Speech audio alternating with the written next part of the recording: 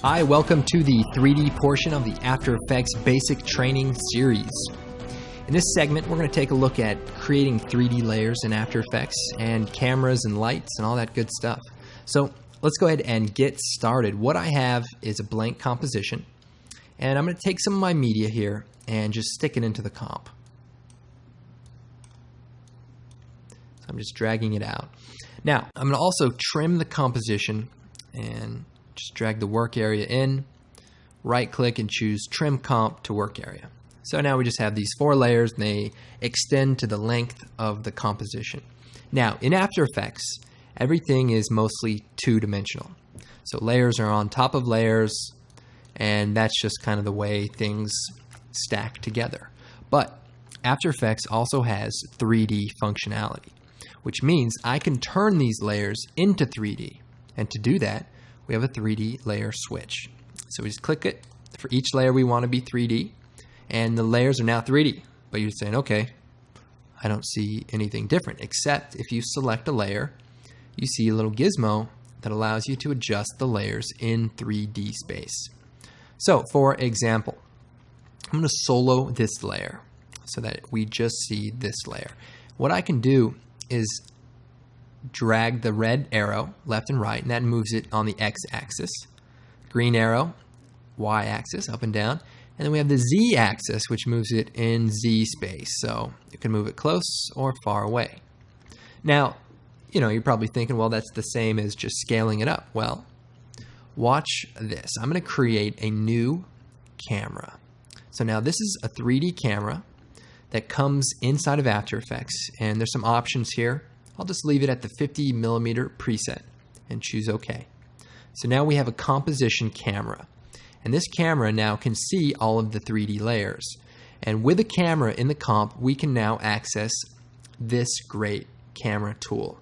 We have the Orbit camera tool, Track XY camera tool, and the Z camera tool.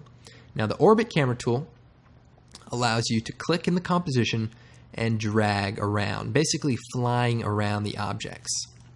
Now we have the Track camera tool, which allows you to move past stuff. I know it looks like I'm moving the layer, but I'm just moving the camera. And we also have the Z camera tool that allows you to kind of push in close to the layers or pull back far away. Now, what can we do with our 3D layers? Well, let's arrange them in 3D space. So I'm going to scale it down. I'm going to scale them all down just a little bit, and just sort of move them around. Okay, now I can also move these layers forward and back. So I can go to the Z axis, roll it over until we see the little Z, and push this back. Take this one, we'll move it close, move this one back. You can also hold down Shift and it'll move the layer faster into the distance. So now we have our layers kind of offset in 3D space. And then if we take the Orbit camera tool, we can really start to see that our layers are in fact 3-dimensional. Now we may want to move them a little bit closer together so that we can really fly around them. But as you can see, we do have the control over these layers using the camera. Now we can go to our Track Z camera tool and kind of push in through these layers and make like a video, flyby or something. And if you hit the letter C, it toggles through these tools. This tool allows us to kind of move the camera. This one moves in, this one flies around. Now we also have access to so many more functions now that we're in 3D. For example, right now we have the active camera. Well, we can also change this to some preset views. For example, we go to the top view and see what these layers look like from above. So you can see we can move these around, maybe make them closer together or offset them, a little bit easier from the top view. You can see now our layers are a little bit closer together, and we can, animate this. For example, if we go to the camera, bring down the transform properties, we can keyframe the position of the camera, go to the beginning here, set the stopwatch for the position, move forward, and then X, Y, Z. Z meaning forward and back, and we can move the Z to a higher value. And then if we play this back with the RAM preview,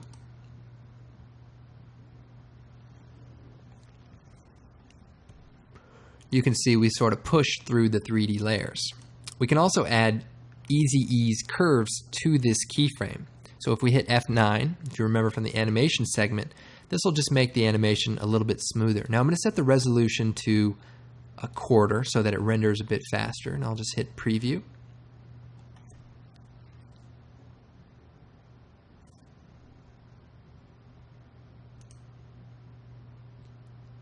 So there's a pretty simple 3D animation. Now, there's a lot more we can do. For example, I'm going to create a light. So I'm going to choose Layer, New, Light. And here is our light dialog. We can make a spotlight, which is a light that points in a direction. We can make a point light, which is sort of like a light bulb that just illuminates out from the center, and an ambient light, which you don't actually see, but just slightly brightens everything up depending on how bright you make it. Now, I like to use the point light for most things. And there's an option to cast shadows and to change the color of the light. So let's make the light color blue, and we'll turn the cast shadows on. And then I'll choose OK. And so now we've created a light, and that's what the light looks like. And our light can also be moved around in Z space. You can move it forward and back, bring it up high. And we can also change the light properties by choosing Layer, Light Settings. And go back in and say, well, blue is a little intense, and change it as needed. You can also bring down the light options, and you're going to see you can again change the settings. But what about casting shadows? I turn that on, but nothing is happening. Well, layers also have to be told to either receive shadows or to also cast shadows. To access 3D options for any 3D layer, hit AA twice, the letter A twice, and you bring up the material options. You can also just toggle down, and you'll see it right below the transform option. So we have our material option. So cast shadows is off. Well, what if we want that on? Now, more importantly, what if we want that on for several layers? Well, we can do it for each layer. Turn it on, go to this layer, turn it on, etc. But if we select a bunch of layers, hit AA, turn cast shadows on, it turns them on for all of the layers. So let's put this light into a position to cast shadows. So I'm going to bring it forward, and now you can see a shadow is sort of casting right here. And I'm going to shut these layers off for a second. And then we're going to move this layer around, and we'll push it back closer to our other layer. And I'm going to move my camera in a bit, and we're going to orbit around so we can see this. So our light is now casting shadows. So this layer is sending shadows to the background layer. Now we can go into our light options. AA actually brings up material options for any 3D layer. And we can turn the diffusion for the shadow up. And if we're tricky enough, you can see that the shadow now is soft. And that's helpful. We can also bring the darkness of the shadow down if we just want it to be a slight shadow. So as you can see, lights and shadows and 3D layers have a lot of different uses. But let's go ahead and delete the light. Go to our camera, reset the camera position, and then go to our two layers and reset their transform position. And reset. And so now everything's back to its default level. And I'm going to scale these layers down a bit. And then I'm going to move one to the right and one sort of to the left. Then I'm going to move one closer to the camera and one further away from the camera. And what I'm going to do is go to the camera settings, bring down the camera options, and turn on the depth of field. Now the depth of field is basically the function that allows you to simulate a real camera lens where you have a focal plane, where something is in focus and something further away or closer to you is out of focus. So we turn this on by clicking, and then if we bring the aperture up, make it larger, you'll see that everything is going out of focus, and that's because our focus distance is probably right in the middle of these two layers. So I'm going to take my focus distance and move it. So you can see we can focus on her, or we can focus on the front layer. Let's see, we can adjust these layers. So if we slide the focus distance, you can see we can kind of move between these two. Now, another part of 3D in After Effects are the 3D aware effects. What I'm going to do is create a new solid. And from the effects presets, I'm going to type in particle. And there's an effect in the simulation category called CC Particle World. I'm going to drag this out to my black solid. And as you can see, it creates this crazy looking 3D fountain. Now, this particular effect has a little 3D box next to it when we have a 3D camera out.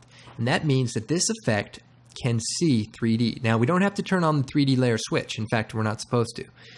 This effect is aware of the camera and renders it out accordingly. So if we come in here to our orbit camera tool, we can rotate around and see that this effect is actually 3D.